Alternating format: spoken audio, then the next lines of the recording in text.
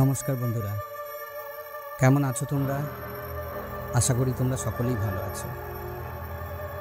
আজকে তোমাদের জন্য যে গল্পটি আমি শোনাতে এসেছি, নাম ভূতে বিশ্বাস নেই। লেখক হাসান আজিজুল হক। গল্প পাঠে আমি সাধন ঘোষ। গল্পটি যদি তোমাদের ভালো লাগে অবশ্যই লাইক, কমেন্ট অ্যান্ড শেয়ার করবে। এরকম আরও গল্প শুনতে আমার চ্যানেলটিকে অবশ্যই সাবস্ক্রাইব করবে। তো শুরু করছি আজকের গল্প, ভূতে বিশ্বাস নেই। বন্ধুরা, আষাঢ়ের গল্প সবাই শুনতে চায়, কিন্তু আষাঢ় মাস কি আছে আগের মতো?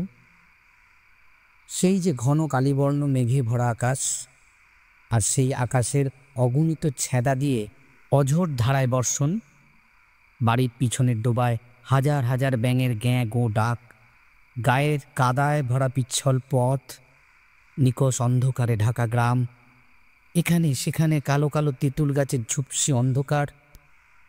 বিদ্যুতের কোনো কথা নেই, রেডিও নেই, টেলিভিশনও নেই। ডাকে খবরের কাগজ আসে 3 দিন পরে। গায়ে একজন ডাক্তারও নেই, রোগী নিয়ে সদরে যেতে হয় গরুর গাড়িতে। পোস্ট অফিস 3 ক্রোশ, থানা 6 ক্রোশ, শহর 15 ক্রোশ। এমন না হলে আষাঢ়ে গল্প জন্মাবে কোথা থেকে? সবাই জানে ভূতেরা আলোতে থাকতে পারে না। বিদ্যুৎ এলো তো ভূতেরা নিশ্চিহ্ন হলো। অথচ ভূত চাঁদের আলোয় ভালোই থাকে। হ্যারিকেনের ম্যাটমেটে আলো ছায়াতেও তাদের কষ্ট নেই। দিব্যি তেঁতুল গাছের মাথায় 1 পা আর 500 হাত দূরে তাল গাছের মাথায় 1 পা রেখে নানা রকম খেলা দেখিয়ে অবসর সময় কাটাতে তাদের কোনো অসুবিধে নেই। এসব যখন চলেই গেছে, তখন আর আষাঢ়ে গল্প কিছুতেই জমবে না। কাজেই জলজ্যান্ত সত্যি একটা গল্প তোমাদের শোনাই। আমার বয়স যখন 14, রক্ত টকবক করে ফুটছে, সেই সময় আমার বড় চাচা কঠিন অসুখে পড়লেন। ওনার অসুখটা আজকাল অবশ্য অসুখই নয়, একেবারে ডাল ভাত হয়ে গেছে বলা চলে। ছোটোখাটো অপারেশনেই ঠিক হয়ে যাচ্ছে, কিন্তু রোগটা তখন অতি কঠিন বলেই গণ্য হতো। গায়ের একজনও রোগটার নাম জানত না। জানবার প্রয়োজন কি? ম্যালেরিয়া, কালাজ্বর আর টাইফয়েডেই স্বচ্ছন্দে জুৎসই মরতে পারত তারা। অন্য রোগের দরকারই ছিল না। কাজেই এ অজানা কঠিন রোগে আমার বড় চাচার নির্ঘাত মৃত্যু হবে তাতে কোনো সন্দেহ ছিল না। বড় চাচারও না, তিনি তো রীতিমতো তৈরি হয়েই মরবার জন্য বিছানা নিলেন। এই কঠিন ব্যায়াম দেখার জন্য আমাদের গাঁ তো বটেই, আশেপাশের গাঁ থেকে অনবরত লোক আসতে লাগলো। গায়ে একজন হোমিওপ্যাথ আর একজন ভয়াবহ অ্যালোপ্যাথ। সে লোকটা মাত্র একরকম মিক্সচার তৈরি করতে আর কোমরে কুইনাইন ইঞ্জেকশন দিতে জানত। ওই ইঞ্জেকশানে যাদের ম্যালেরিয়া সারত, তাদের অনেকেই চিরকালের জন্য খোঁড়া হয়ে যেত। কেন হতো তা আমি জানি না। কাজেই বিশেষ চিকিৎসার জন্যে এই দুজনকে বাদ দিয়ে 7 মাইল দূরের একজন বাতে ধরা LMF ডাক্তারকে কল দেয়া হলো। ওষুধপত্র তিনি কি দিলেন জানি না, তবে প্রস্রাবের কষ্ট দূর করার জন্য ক্যাথেটার লাগিয়ে দিলেন। একটা পাত্রে ফোঁটায় ফোঁটায় প্রস্রাব পড়তে লাগলো। আর এই অভূতপূর্ব চিকিৎসা দেখার জন্যে দলে দলে মানুষ এসে ভিড় জমাতে শুরু করলো। একদিন দুপুরের পরে রোগীর অবস্থা হলো সঙ্গীন। 7 মাইল দূরে গ্রামের ডাক্তারের কাছে যেতে হবে। আজ খবর দিলে হয়তো কাল ডাক্তারবাবু আসবেন, কিন্তু অত দূরে খবর দিতে যায় কে? যার রক্ত টকবক করছে সেই যাবে। আমি তৈরি হয়ে গেলাম, কিন্তু মুশকিল হচ্ছে ডাক্তারের গায়ে যাবার পথ বলতে তেমন কিচ্ছু নেই। মাটির সড়কও তখন বিরল। আমাদের গায়ের ভিতর দিয়ে সড়ক একটা ছিল বটে, কিন্তু সেটা গেছে ভিন্ন দিকে। কাজেই পায়ে পায়ে চলতি আলপথ ছাড়া এক গা থেকে অন্য গায়ে যাবার কোনো উপায় ছিল না। বর্ষার সময় সেসব পথ কাদামাটিতেই সত্যি দুর্গম। ভাগ্যিস সময়টা তখন বর্ষা নয়, জ্যৈষ্ঠ মাসের মাঝামাঝি। রোদে কাঠ ফাটছে, বিশাল বিশাল মাঠ ধান কেটে নেবার পর ধু ধু করছে। এইসব মাঠের ভেতর দিয়ে শীতের জমির আল কেটে কেটে এই পথ বানিয়ে নেয় লোকেরা। পরের বর্ষা পর্যন্ত পথগুলো ভালোই থাকে, চমৎকার সাইকেল চলে। আমাদের একটা ফিলিপস সাইকেল ছিল, চড়ে বসতে পারলেই হলো, প্যাডেল করার দরকার ছিল না। একরকম আপনা আপনি চলতো সাই সাই করে। সেই সাইকেলটা নিয়ে ডাক্তারের কাছে চললাম দুপুরের একটু পরে। 3টে গাঁ পেরিয়ে ডাক্তারের গাঁ। গাঁগুলোর পাশ দিয়ে বেশ বেলায় বেলায় পৌঁছে গেলাম গন্তব্যে। কিছু ওষুধপত্র আর পরের দিন ডাক্তার আসবেন এই কথা নিয়ে মনের আনন্দে যখন ফিরতি পথ ধরছি, তখন বিকেল গড়িয়ে গিয়েছে। দ্রুত সাইকেল চালিয়ে বাঁদিকের গা দুটি পেরিয়েছি, বাকি আছে ডান দিকের গাঁটি। শূন্য মাঠে জোর হাওয়া, রোদ ঝিকমিক করছে। এমন সময় ঘাড় ঘুরিয়ে দেখি আকাশের উত্তর পূর্ব কোণ থেকে একটা ঘন কালো মেঘ উঠে আসছে। কিছু বোঝবার আগেই রে রে করে সেই মেঘ সারা আকাশ ঢেকে ফেলল, আর মিনিট 3-4 মধ্যেই পূব দিক থেকে উঠে এলো একটা প্রচণ্ড ঝড়। ফাঁকা মাঠের সেই ঝড়ের বর্ণনা দেওয়ার ক্ষমতা আমার নেই। আমি যাচ্ছিলাম পশ্চিম মুখ। আমার ঘাড়ে পিঠে ধুলোবালির কাঁকড়ের 2-3টে ঝাপটা এসে লাগতেই বুঝতে পারলাম সাইকেল প্যাডেল করার আর কোনো দরকার নেই। আমার কাজ হচ্ছে কোনো রকমে হ্যান্ডেল ধরে সাইকেলে বসে থাকা। নিমেষে সাইকেল শুদ্ধ উড়ে এসে আমি ডান দিকের গাঁটি পেরিয়ে এলাম। এইবার আমাকে উত্তরমুখে যেতে হবে। দেখা গেল সেটা অসম্ভব। আরও অসম্ভব হয়ে উঠল যখন ঝড়ের সঙ্গে পাল্লা দিয়ে মুষলধারায় বৃষ্টি। পৃথিবী অন্ধকারে ভরে গেল। ঝড়ের প্রচণ্ডতায় বৃষ্টির তোড়ে সামনের পথ গেল আমার হারিয়ে। তারপর সাইকেলের চাকাও গেল কাদায় আটকে। করবার আর আমার কিছুই ছিল না। সাইকেলটাকে আঁকড়ে ধরে আমি দাঁড়িয়ে ভিজতে লাগলাম। যে গাঁটিকে ডান হাতে পেরিয়ে এসেছি সেই গাঁয়ের পশ্চিম পারে বড় বড় 3টে দিঘি, তাদের পাড়গুলো তেঁতুল গাছের জঙ্গলে ভরা। কতক্ষণ আর খোলা মাঠের মধ্যে দাঁড়িয়ে দাঁড়িয়ে ভেজা যায়।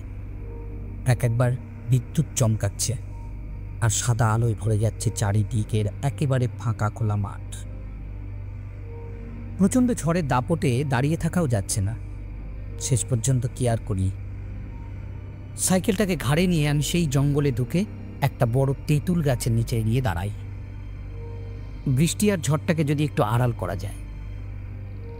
কোথাও কোনো জনপ্রাণী নেই। বিশাল মাঠগুলো ঝড়ে বৃষ্টিতে অন্ধকারে লণ্ডভণ্ড হচ্ছে।